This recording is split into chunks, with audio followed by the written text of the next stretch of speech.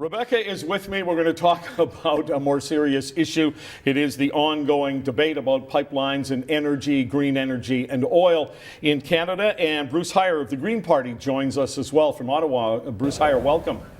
Hi, Jerry. Leader of your party said every single pipeline proposal currently before us is about shipping out unprocessed raw bitumen. It makes no economic sense. It poses much more serious environmental risks. How's that a responsible thing to say? Well, given that 80% of Eastern Canada's oil and gas now come from wonderful places like Saudi Arabia, Venezuela, and Nigeria, I agree with my leader that we should be building no more pipelines to export oil anyplace else unless it's refined in Canada and gets us off of expensive Brent crude. We have an interesting situation where we buy high Brent crude in the east and sell oil in the west at a 30% discount, not the first rule of business.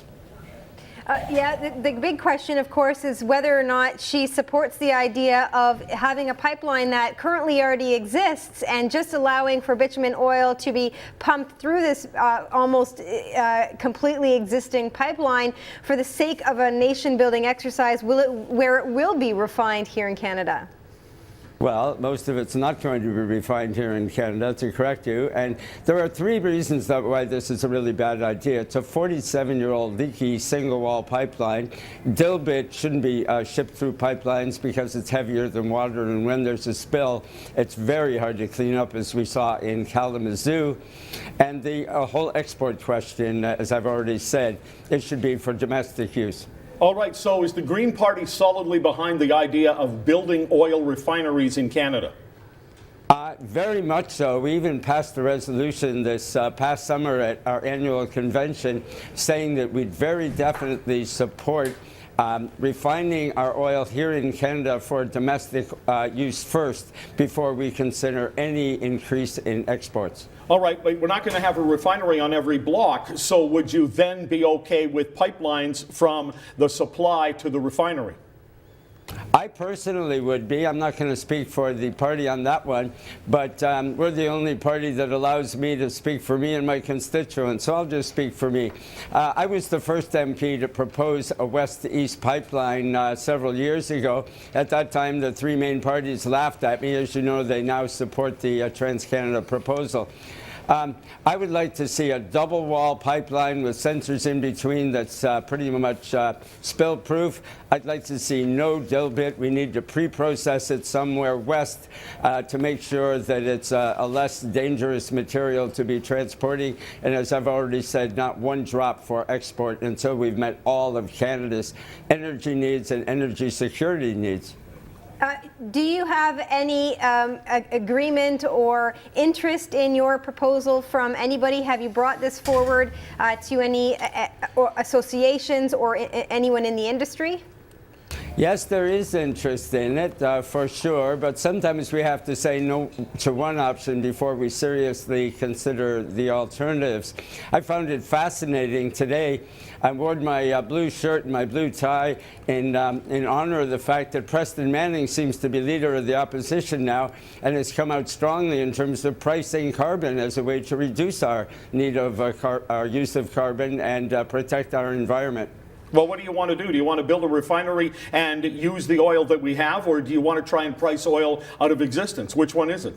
I want to price oil out of existence for the most part, never Well, then totally. It doesn't make any sense to build a refinery. Now you're talking out of both sides of your mouth here. Let me finish my sentence. I'd like to price it out of existence over several decades. It won't be quick. It won't be easy.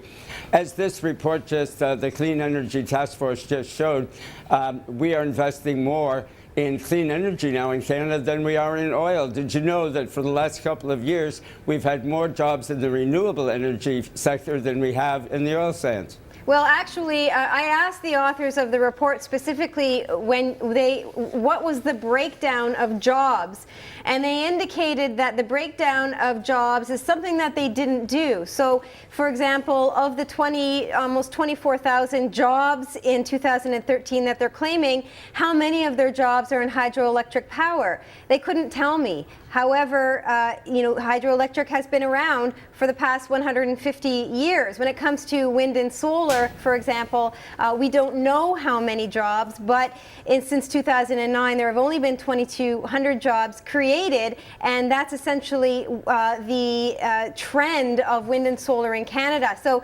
essentially, I don't agree with the notion or the premise of what the authors are saying, because hydroelectric is clean energy that Canada has had for more than 100 years. 62% of all the electricity generated in Canada is from hydroelectric, and we have the potential to double that in 5 to 10 years. It's interesting that BC has 95% renewables. Manitoba and Quebec have 99% of their electric energy from renewable sources. And interestingly, Alberta, the last lash of the dinosaur's tail, has only 18% of renewables. Well, yeah, but here's the problem. I mean, we've got renewables being jammed upon us in Ontario, for instance, and what it's doing is increasing the cost. We have plenty of people who don't need that extra cost on their low income at home, and we can, as you said, increase our production from hydro, which is clean and something we understand very well. Wind and solar are not up to speed and ready to go, and they're inefficient and costly.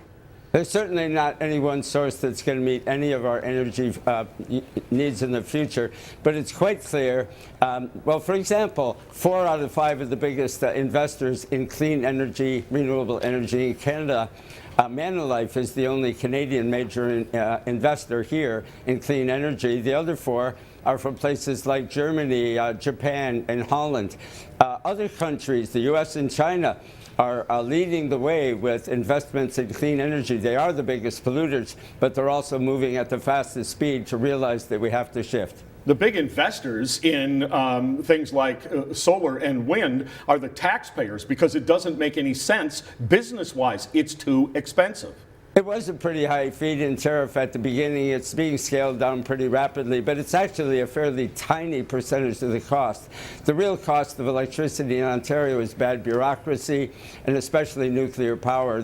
And of course, the interest on massive debt. I would disagree with you there, because these companies are locked into 20-year contracts using this existing subsidy program, and so this is going to be hitting Ontario taxpayers for quite some time, given the fact that these contracts are still being signed with high subsidies, and the contracts that were signed prior to the Ontario government's recent change in the program are going to continue on for 20 years. In fact, there have been estimates that this subsidy program in general is going to cost the people of Ontario upwards of $15 billion.